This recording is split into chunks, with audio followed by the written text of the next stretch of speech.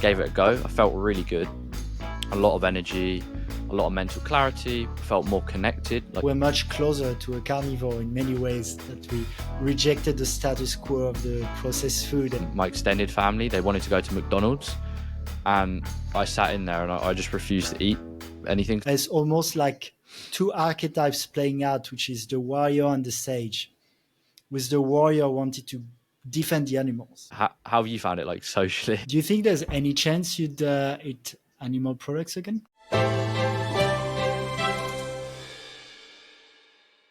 Welcome to this new episode. I'm again with Dillon, and we wanted to do a little follow-up from the last conversation we've had, where we talked about what we learned from interviewing some of the top raw vegan influencers. Today, we want to talk more about our journey, because we're aware that even though we're still fairly young to the journey compared to some of the top influencers, we've also have a fair deal of experience. And I think you and I, Dillon, we both have that approach where we're not dogmatic. We don't come with a specific like school, this is my way.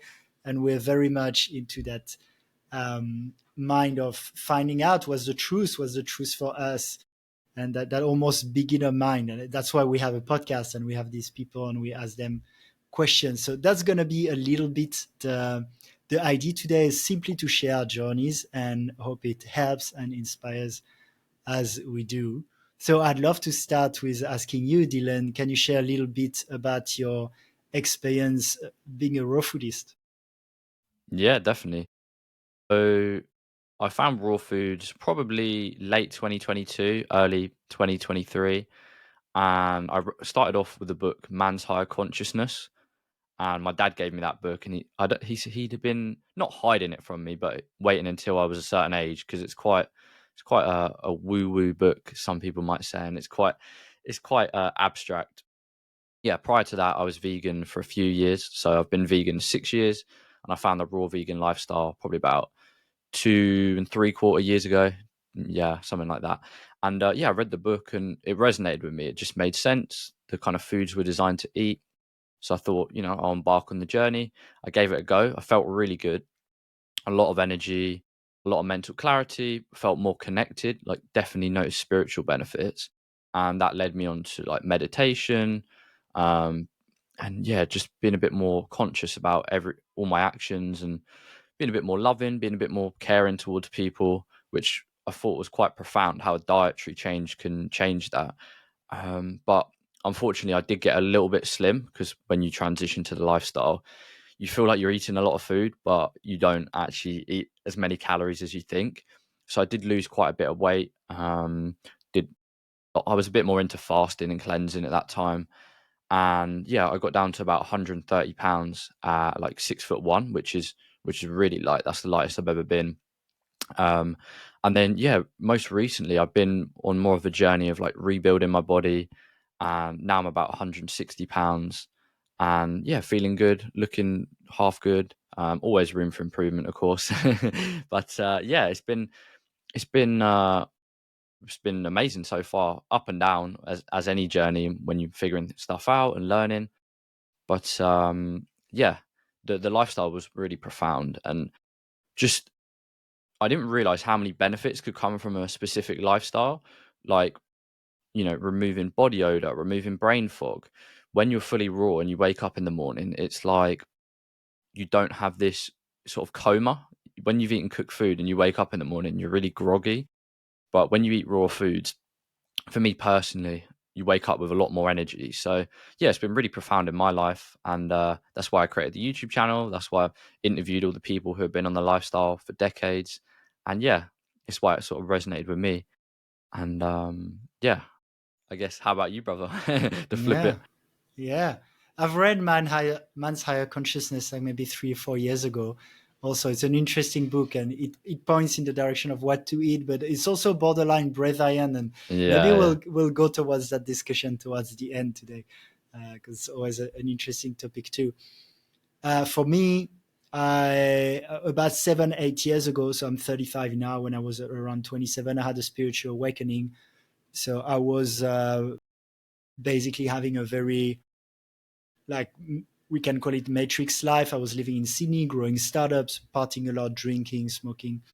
Um, and I got into meditation, yoga, reading books, listening to podcasts. Actually, reading *Sapiens* by Yuval Noah Harari made me understand that there was something a little fucked up with factory farming. And I think Yuval Noah Harari is a vegan himself, and the book is about getting a fresh perspective on the world we live in, on many different topics, but on the topic of eating animals and especially factory farming, I was like, yeah, that makes sense. So I watched a few documentaries, and I became mainly vegan. I think at the beginning, 7 8 years ago, I was still eating a little bit of animal based products here and there, but I went more and more quite quickly actually.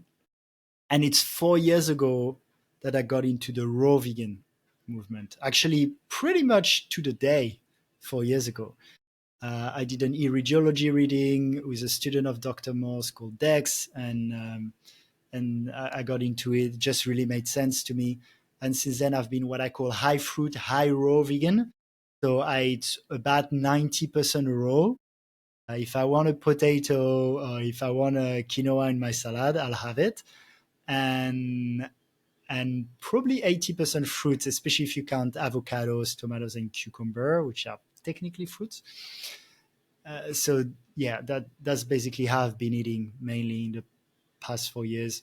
And yeah, I've been feeling good, man. I've been feeling good. I find when I cook food, I can feel I have often a drop in mood and energy. So I'm staying more on that path. And uh, yeah, so far so good.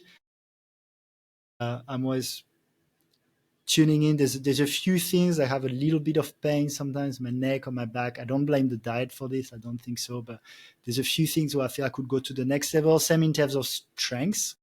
There's a part where I'm like, I'm fairly strong, but um, yeah,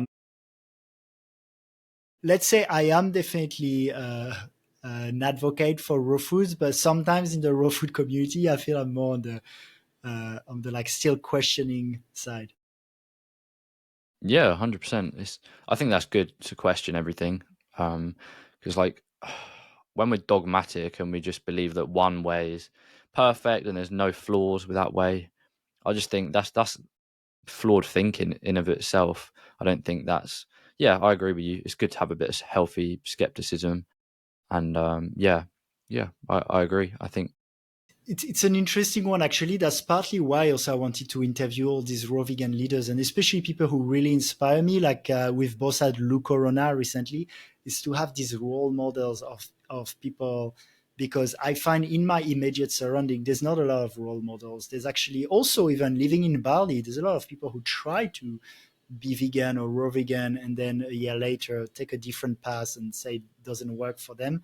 So for me, it's been part of it is like to almost brainwash myself into making it work, because for me it's important to get the diet right, but also, and that's where it's a tricky line between being skeptical or not, is on one hand, I want to keep an open mind, but I also want to get the placebo to work for me. I don't want to be too much in doubt, because I believe the way I think about what I eat is going to affect my health. So it's not just I eat healthy, I'm healthy. It's I eat healthy and I know it's good for me, and I have that placebo working for me.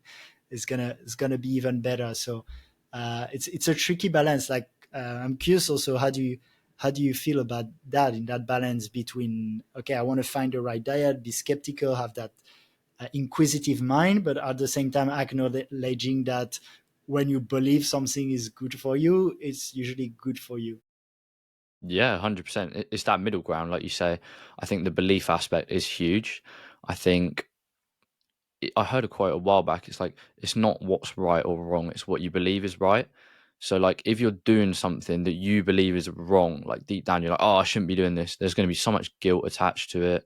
It's going to be, for me personally, like if I feel like something's detrimental and I'm doing it, and in my mind I'm thinking about that, I'm having that conscious thought when I'm doing it, then yeah, it's probably not gonna be as good. And even from a scientific level, like if you're stressed, if you're in fight or flight whilst you're eating your food, it's just not going to digest properly. So yeah, I agree. Like you say, it's balancing both those things, because that's why I like doing the research, doing the education, learning that okay, humans are designed to eat this, and these are all the approaches of the people who have been doing it for decades. And then if I can't do it perfectly, then I'm going to just try and balance the mental side as well. But it's definitely a juggling act, especially for me living in the UK. I know you said you're in Bali, but when you peel an avocado and it's like rotten, or even though you think you've picked a good one, and the fruit isn't the best, then yeah, you have to reconcile things. And when you're eating like a sweet potato, even though to a lot of people this will sound extreme, but to a raw foodist, you do notice like the density, the lack of hydration. You definitely notice it, but in your mind, you just have to, I think, still have gratitude. That's something that's helped me. Just there's days where I am ungrateful, but when I am grateful and I'm like, oh, thank you God for this food. And when I say God, I don't mean it in like a religious context. I just think God is everything. Like created everything. We're all part of this Yeah, cosmos. like you could say, thank you, life, thank you, Yeah, higher universe. power. Yeah, and whatever word you want to use. I just use God because I think it's a powerful word. And yeah, I think I don't know if you've observed it, but the food tastes better when you have that approach. Like when I like almost say a prayer before a meal, then yeah, it definitely tastes better. I remember when I was younger, I went around like a religious family's house, and they said like a prayer before the food, and I was like really confused. I was like, why do they do this? But now that I've sort of opened my mind a bit, I realise how powerful it is. Yeah, it's So it's it's it's funny. Like with religion, I've had a bit the same, where I was more atheist as I grew up, and yeah, a little bit like, oh, what's the thing with religion? And I think being into spirituality now and having like my uh, like I still don't super vibe with the dogmas and outsourcing my connection to God to yeah, any church or organization or third party, but there's a lot of wisdom there in blessing the food, in gratitude, in prayer, in all these things that beyond any doing it inside the dogma of any religion we could do, like, and that brings a lot to our life. Yeah. yeah, 100%.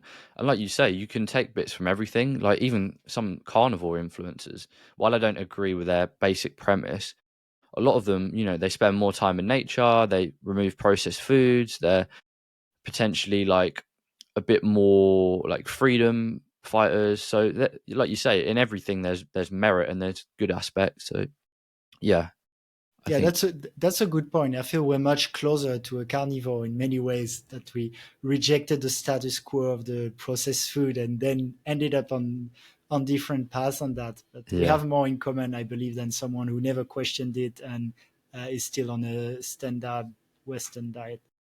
yeah, 100%, 100%. For me, I think another thing that keeps me on the lifestyle is now the ethical side of things. I think for me, like recently I've been digging more into animal rights and things like that, and it definitely is eye opening when you see what goes on. But yeah, I can see the argument, because some carnivores say they're only eating one animal or something like that, compared to like maybe if you're getting something that's imported that destroys a lot of crops.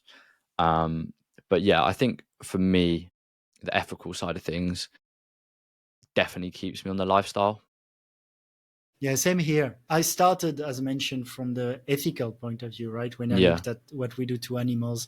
And then sometimes I say I'm vegan for the animals and raw for health, because I feel yeah, the raw vegan then was more that evolution for health.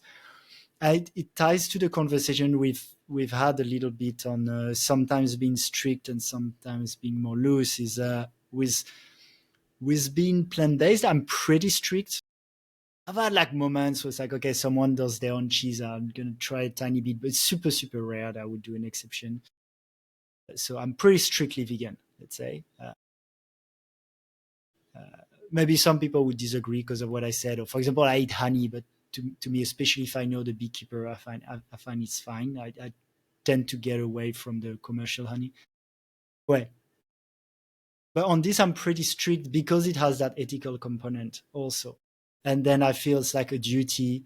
And sometimes having a line in the sand make things easier actually. So when I travel, when I was my family, my partner's family, it just makes it so easy. I'm vegan, so there's no room for variation, and so they don't take it personally. So for example, if someone's like, "Hey, do you want eggs?" No, I'm vegan. There's no Mm. discussion to have.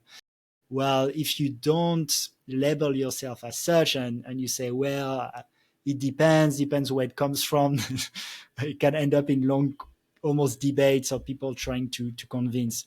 On the raw side, because I do it for health, I'm not as strict. And also for the reason that we described, in the way that if I really want a sweet potato, I'll have the sweet potato, and I think it's healthy for me to just relax in it and not be too like, okay, not be too confined by the label I applied to myself around being a raw vegan.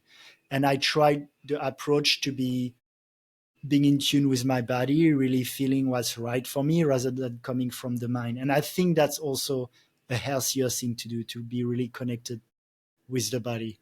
So that's why I'm more strict on the vegan, not so much on the raw, and I try for the raw to really come from the feeling and from inside rather than from any dogma. And laughing on this topic, it's funny because when we talk about having a sweet potato or quinoa as a cheat meal, it shows we've gone pretty far on that health journey. Yeah, exactly. That's the thing. It's taken time, because I remember when I first went vegan like 6 years ago, I would eat quite a lot of, processed food and mock meats and things like that just whilst transitioning. And at that time, I thought it was healthy. And it's just always, once you get new knowledge, just doing the best you can. With now you got the new knowledge, what you're going to do. But like you say, balancing it and not beating yourself up. And yeah, I think having the goal in mind is so important, because like you said earlier, maybe if you want to be like a bodybuilder, this isn't the diet for you. Like, but I would question why you want to be a bodybuilder. It's often like a societal mimetic desire, they call it, where you see something and you think you want it. But yeah, I think On that topic, actually, I think it was on your channel. I listened to Josh X interview maybe from a year ago, and he was actually not doing raw anymore, right? He was doing a lot of cooked. yeah, yeah, he was doing like raw start of the day, raw end of the day, and then in the middle more like cooked food. So like potatoes, sweet potatoes. I think he potentially said rice. I'm not sure. So still low fat, high carb foods, but yeah, I think he's found it more beneficial, because I think he's like 200 and something pounds. So you're not going to get that big on fruit, unless you'd probably need huge date smoothies combined with like hemp seeds and things like that. But yeah, it's also budget's a consideration, I think, for a lot of people. um like in the UK, if you want a papaya, like a good papaya, I haven't had a good papaya here, but yeah, it's going to cost quite a lot. Yeah, I'm curious actually how it is because I'm just back from 3 months in Europe. So I was in Germany, in France, and mainly in Norway for 2 months. And when I was in Norway, I ended up eating, I think, close to half cooked because if Yeah, I want to get full, I can put €2 and get like lentils and tomato sauce or buckwheat or quinoa, sweet potatoes. If I want to get full on oranges and watermelons, it might cost me like €60 a day. I'm barely joking. yeah, So yeah, how's it for you on that diet in the UK? yeah, 100%, I agree. I think my foundation is always whole food, plant based. Like, it's always starting my day with fruit. That's a non-negotiable for me. But yeah, like if you are in a colder country, or a country where you have to get a lot of imported fruit, definitely is going to be more expensive. In the UK, it's definitely it's reasonable. It's not like as bad as Australia or the US, if you want imported fruits, but it's still, yeah, it costs a decent amount. I think the last time I got a papaya, it was like maybe £5 or £6 for a small one. So it's definitely, that's expensive. If you eat in season, like right now, we've got watermelons from Spain. They're about £2.50, which is probably like $3 something for the people in the US. And yeah, it's not bad. It's just the quality. even non-fruit eaters, like my uncle, he lives in Spain. He was saying the other day, like when he used to bite into a peach, it was more juicy and it just tasted nice. Now you really have to search around to get good quality fruit. So I totally get why someone might say this lifestyle is difficult, because yes, you get a lot of benefits, but you don't want to be searching around for 2 or 3 hours, depending on where you live, to get like nice quality fruit. If let's say you work a busy 9 to 5, like it's just probably not sustainable. So that's why I think having that flexibility of maybe whole food, plant based, maybe some potatoes, some sweet potatoes, quinoa, can maybe take the stress off some people, and they're not making it their whole life's purpose to find like really good fruit. But maybe that's not to say maybe they work their way towards going to a place like you are, Bali, or having their own land. But I think it's really dependent on your starting point, because I used to say that raw vegan is accessible for everyone, but um, I do think it is a privileged position to be in. Like if you're a raw carnivore and you're getting organic grass fed beef, do you know what I mean? Like it's going to cost. If you want good health, it does cost, unless you have an abundance of trees. Oh, for sure, for sure. And I mean, even in Bali, it would cost me less to live off the rice than even if it's super cheap, like the Yeah, papayas or the bananas. But even more in Europe. Obviously, Norway, the example I give is pretty extreme because Norway is really north. It's very expensive country. So yeah, when I was in Germany, for example, like we would go to Lidl, they have a good selection of organic fruits and salads, and I would still eat there actually mainly raw, and that was okay. So I would assume it's a bit the same in the UK where you'd find like for example now it was summer, so I had a lot of cheap melons. They come from Spain, they weren't organic, but it was a lot of melons, and that was still really nice. When I was in Norway, the hack for me was bananas were okay and I could find easily and for cheap. So I made a lot of, and we were traveling with a blender, and that kind of saved me. And then I was doing a lot of smoothie, for example, banana, dates, and hemp seeds, or banana, dates, and flax seeds. That's like yeah. actually a lot of calories raw for really cheap. So that's something. And then in summer in Europe, yeah, I could actually find more fruits, but it would still be definitely more of a budget than eating rice or beans or legumes for sure.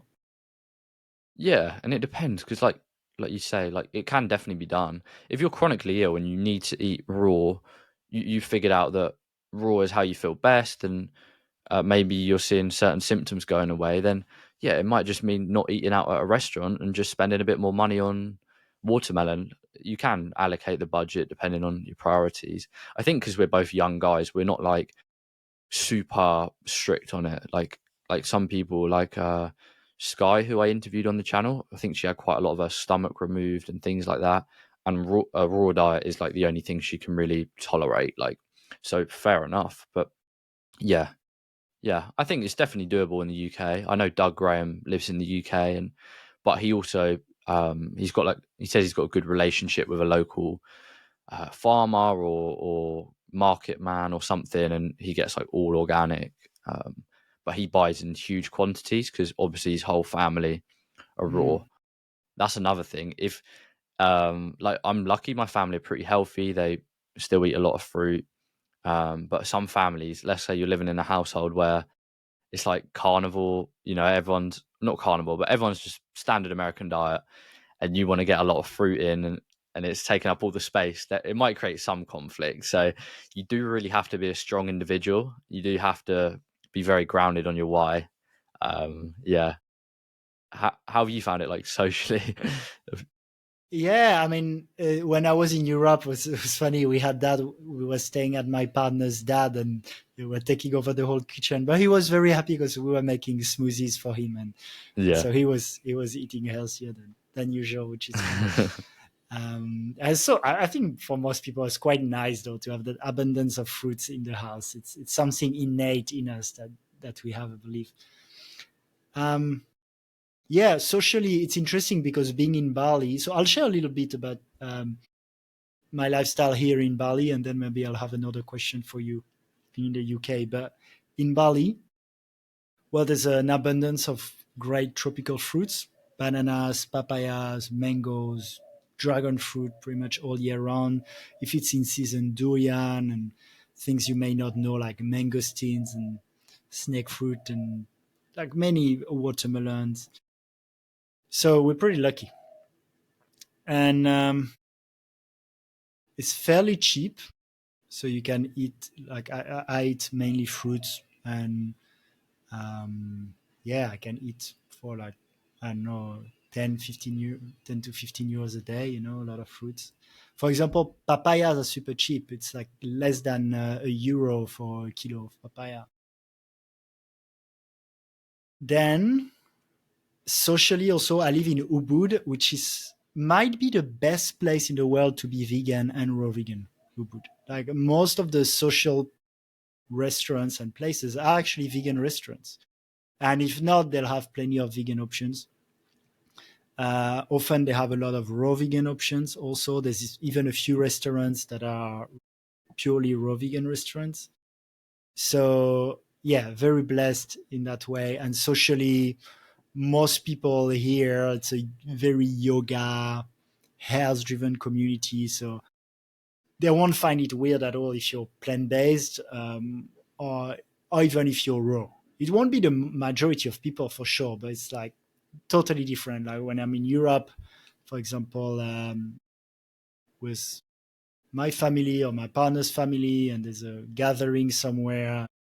Yeah, it's like if they're nice, they're gonna do something that I can eat. If not, I'm gonna come with with my own stuff.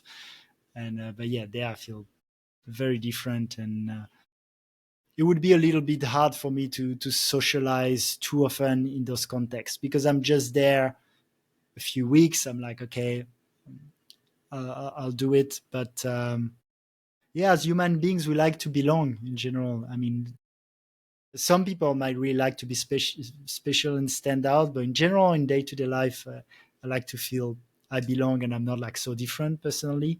So sometimes it's a little bit annoying to like be true to myself, but at the same time feel like I'm just not going with the flow in a way. I'd love to ask you, how is it for you socially in the UK?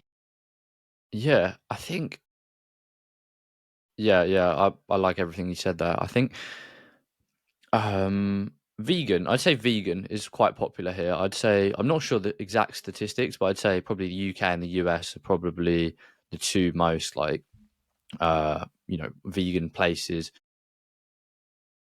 kind of the Western version, if you know what I mean. If you go to East, like Asia, or like where you are, Bali, or I'm sure China or Japan, like there's going to be a lot of plant-based cultures, just based on their lifestyle and through generations. But Just on Bali specifically, the vegans would be the expats, to be honest, the Westerners, because in mhm, Ubud it's a hub that attracts people on that lifestyle from around the world. But the locals actually, I'd be very aware that they're vegan.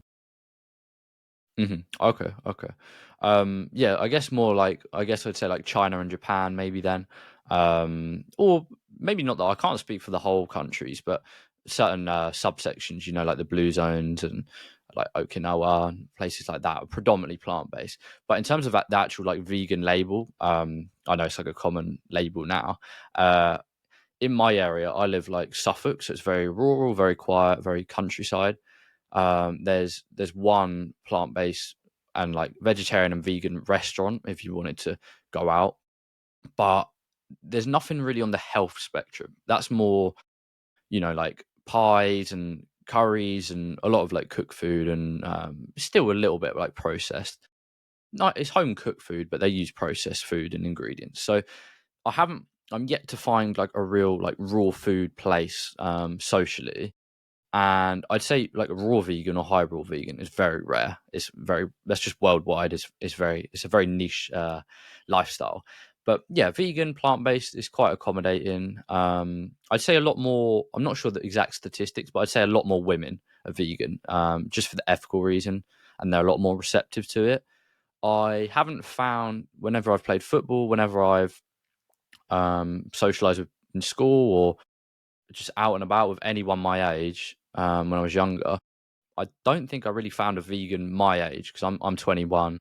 because a lot of guys, they want to be macho, they want to be muscly, they think you need all this protein from meat. Yeah, socially, I never struggle because um, I've always been like, the sporty guy. I get on with everyone, whoever I interact with. At the same time, I don't openly share too much about me being vegan and that side of things because I know it's just going to go over people's heads. They're not interested. A lot of people hear vegan, or if they heard raw vegan, wow, they'd just switch off completely. So yeah, there are social challenges, for sure. My family's very accommodating. Even my extended family, like grandparents, people like that, they buy me loads of fruit. They don't like pressure me into eating their way because they know, like from the very start, I made it very clear what my boundaries were. And like you say, if you've got a hard line, then people know, oh, okay, he doesn't eat these foods, he's vegan. Whereas if you sometimes have it and then sometimes don't, people get a bit confused. So yeah, like I remember when I was like 12 or 13, or maybe younger, my extended family, they wanted to go to McDonald's, and I sat in there and I just refused to eat anything because I was like, I don't want to eat this, and I was kind of labeled as a bit weird. They didn't mean, they love me obviously, but it's that they just couldn't understand it. So I've always been a bit outspoken and a bit extreme, people say, but I don't think it's extreme. I think it's more extreme to poison your body, but because you only get one body supposedly, um, if you believe in that. So yeah, for me, it's socially, it's never been like a huge issue, but I've always been like a outlier, if you know what I mean. Like, and yes, for sure, if I go to a restaurant and I just get a salad, or I'm the only one eating plant based or something like that, um, then yeah, obviously you feel a little bit weird, like you say, like we are tribal beings, so it's not. I wouldn't be as comfortable as if I was in a room full of everyone who is on my lifestyle and that side of things. At the same time, like you said earlier, it's important that we still get on with people. We don't put up lines and divide ourselves just because someone's not on the same lifestyle. Like there can be loads of like-minded people just on a slightly different lifestyle. So yeah, I am actively trying to find more people on this kind of wavelength and this lifestyle for sure. So yeah, it's a continual development, and I do think it will be a lot easier to be on this lifestyle in decades, for sure.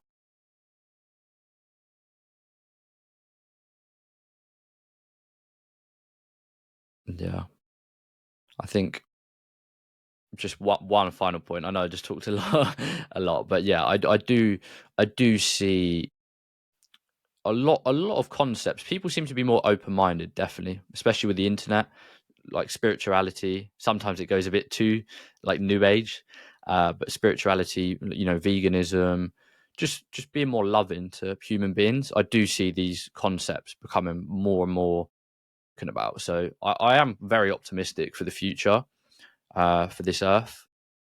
It's just I feel like we're in a transition period right now.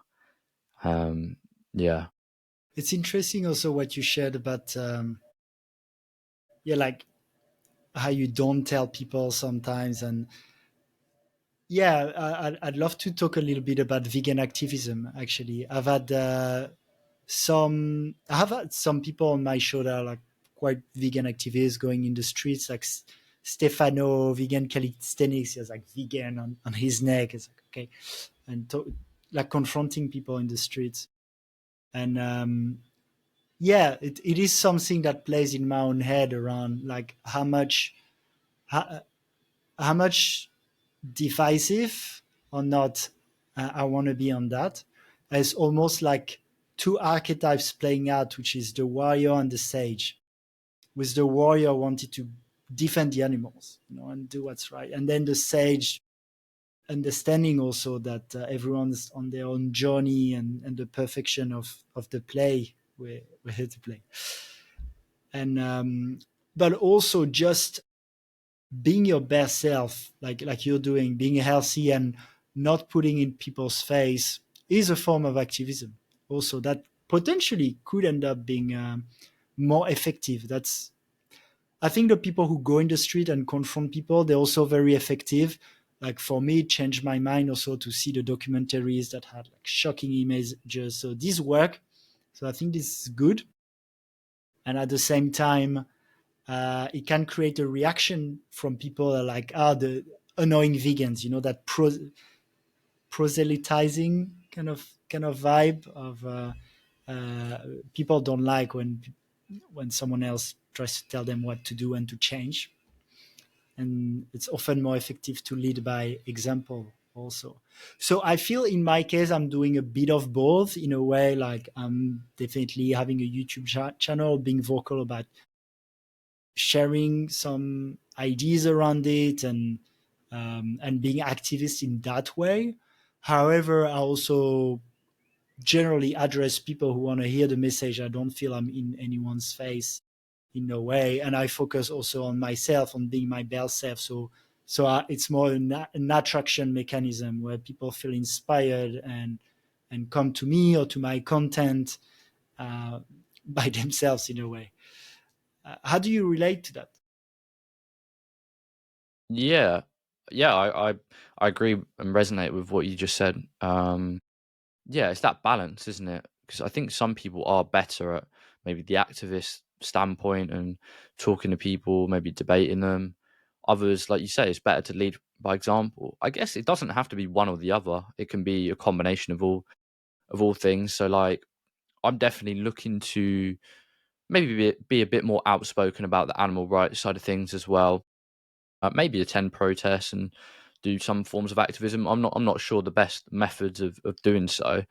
I do think, like you say, with some people, it can uh, it can be quite provocative. It can anger them when you. It depends how you go about things. I quite like the Socratic method of just asking questions, just finding finding flawed logic. So maybe someone will say they love animals, maybe they love a dog, and then for some reason they eat another animal just because it's cultural. So it's quite interesting to see the contradictions, and I guess by asking questions it can help.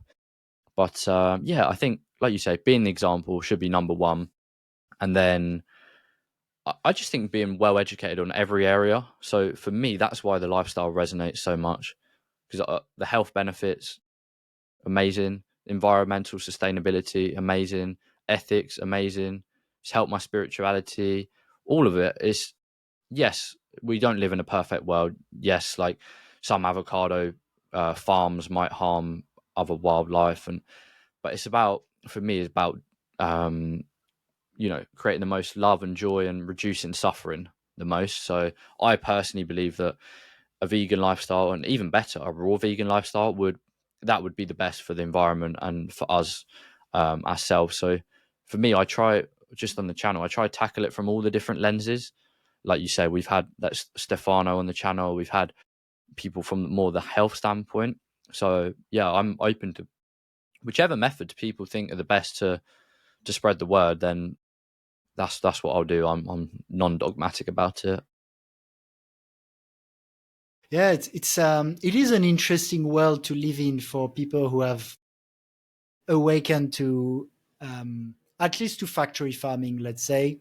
Mm, On a spiritual point of view, maybe there's like some views around the possibility in the cycle of life of feeding from animal flesh. Like I'm open to that, but at least in terms of the factory farming and how we treat animals, to me it's just so obvious, and it's like so wrong and so weird.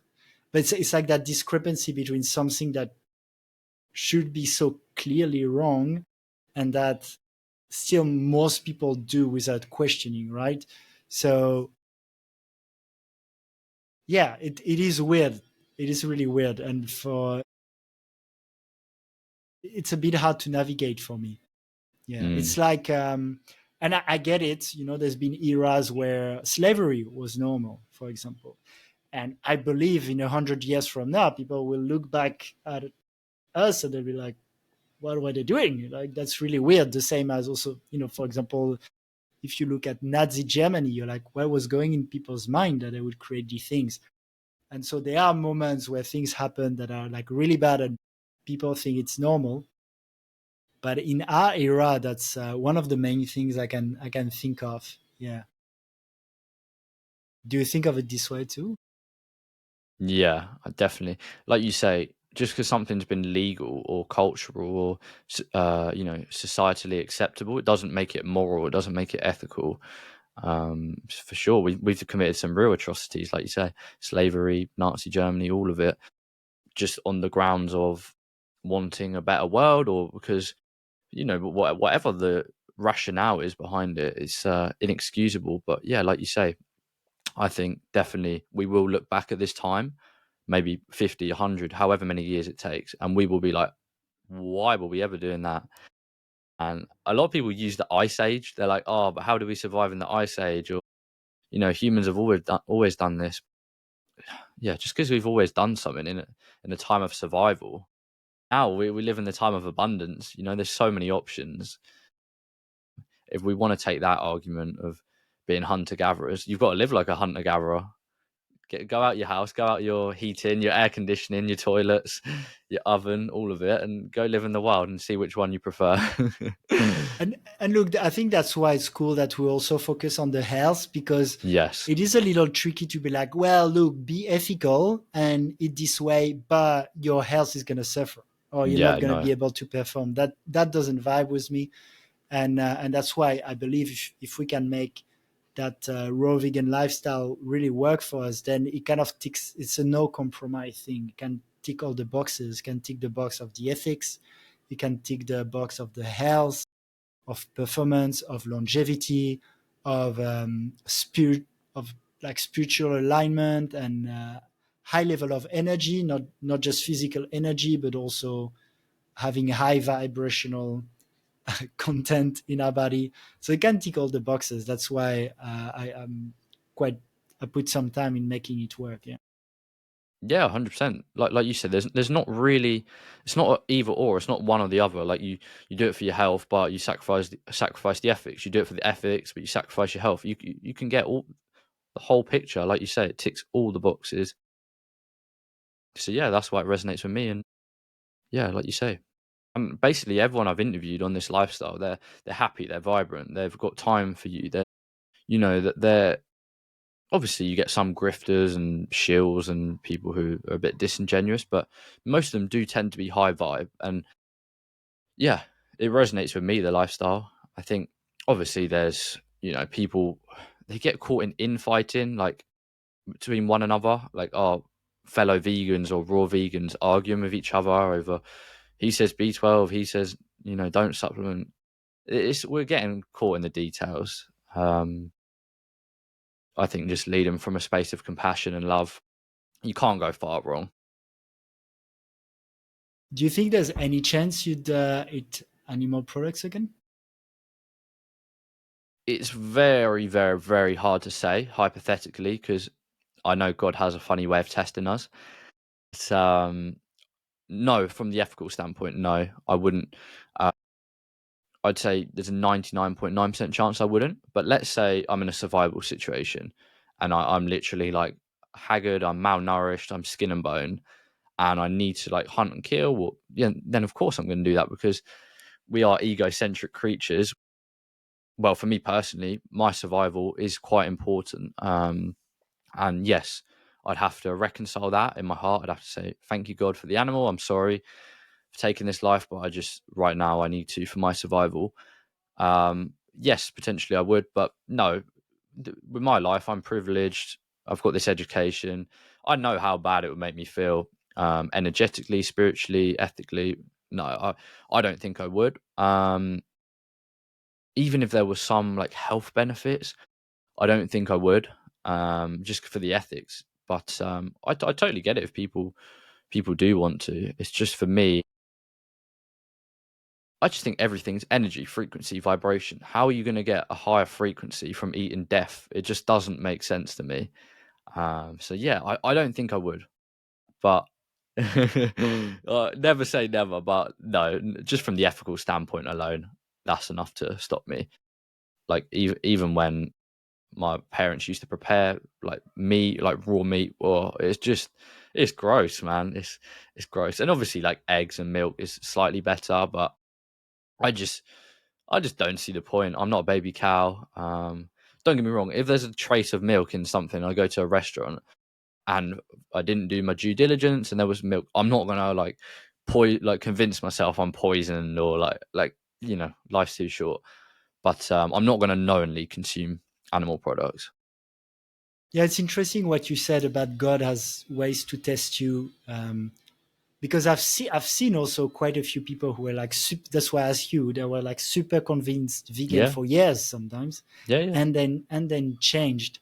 And I feel sometimes also been people who were so much advocating for something and then shifted. And I almost feel like from a spiritual point of view, if as a, let's say I'll speak for myself, I feel if as a vegan I get like too judgmental or maybe even too certain or dogmatic or preachy, that the universe might bring me a humbling experience. So Hmm. it's a tricky one. In the way that in my current consciousness, I feel really right about it, but just observing how life goes sometimes, um, I'm like, yeah, let's see, because there's been people in our consciousness that a few years later changed. Like I had a friend, he was doing fasting with a guy called Robert Casa in Hawaii. I think it was like 14 years on the raw vegan thing and then became carnivore. Okay. But I've seen people also around me. Actually, a lot of the people that got me onto that path here in Bali, they've changed. And they were super preachy before, like, oh, that's the best for this, amazing, you'll see. I was like, okay, I'm trying. I'm like, yeah, it's pretty good. I kept going, and then I meet them 2 years later. They're like, oh, you'll see, it only works 1 year. You'll change to. Um, so it's just interesting to see people do that. And I'm like, yeah, I don't know. Like some people also just explained to me like they were feeling really not good, and they changed. They were feeling much better. Like, what if you felt like sick or something, or really not good? Yeah, 100%. I think that's why I like having whole food plant based as my foundation, because I would rather go to cooked food, sweet potatoes, quinoa, things like that, even restaurant cooked food. I'd rather do that just ethically than go shift the pendulum completely and go too extreme to like a raw carnivore. I think that is often why Mm. people do it, because like you say, they're too extreme, too preachy. Raw is law, and then when they can't go on their raw diet and maybe they're deficient because they're under eating, maybe they're not taking a supplement if they are deficient in that nutrient, then of course when you introduce animal products, if you're lacking that nutrient, you're going to feel better, and they're addictive. They've got these stress hormones in, and all these compounds. Like cheese is one of the most addictive. You eat it, of course you're going to feel better because it's stimulating. But what if you came to the conclusion that, some people, I've seen some people around me come to the conclusion that it's probably better for my health to have a piece of meat once a week or something like this? Yeah, How do you yeah. feel about that? Oh, listen, everyone, I do understand from the standpoint of your own health first, because if your health isn't good, you can't give back to others, you can't help others, you can't be useful in the world. I totally get that. I think I would question why would it make them healthier? Most people would say because of B12, because of vitamin D, because of essential fatty acids, because of protein. So why couldn't you get that from a plant? Like that would be my question, but I totally get it. I think what you mentioned earlier about belief, that's so important. If you lose belief in the lifestyle, and you're hearing Paul Saladino, who's flip flopping anyway, he's now incorporating fruits and things like that, and he's saying, "Oh, where do you get your L-carnitine? Where do you get your creatine? All these non-essential nutrients." Then you might be like, "Oh shit! Like I don't have an explanation for that." And then you think it's essential to eat meat. That's why I think education is so important, and then the belief aspect is going to follow. Because, like you said earlier, if you lose that belief in the diet or the lifestyle, and you're stressed when you're eating, you're thinking you're deficient, that does translate into poor health for sure. But yeah, no, it's a super valid question. I'm never going to say never, but I would like to think I've had enough temptations to go back to animal products. But yeah, if I'm on a desert island and it's just me and a cow or something, yeah, but I still need hydration. I think that's the biggest thing. The steak would be so dry, and it's not. not the best. Which then could lead us to a whole other conversation. Maybe if it's you and a car, you become breatharian. It's Yeah. funny because I was there's that guy who has a channel, Giant Paradise, I think, and he's translating interviews from Russian. And in Russia, it's quite a big thing that like autonomy, going into the dry fasting and all this. For me personally, I feel everything is possible, energy and frequency, and it all comes from consciousness. So that people can levitate and be breatharian. I'm super open to all of that. Now the collective consciousness I'm part of, it would be so far away that I feel it's not in my immediate future. So I watch, I'm curious, but I'm pretty happy to stabilize my like healthy matter based being, eating to get calories to build my body.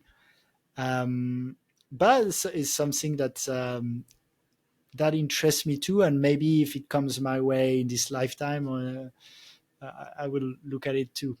How are you on that topic?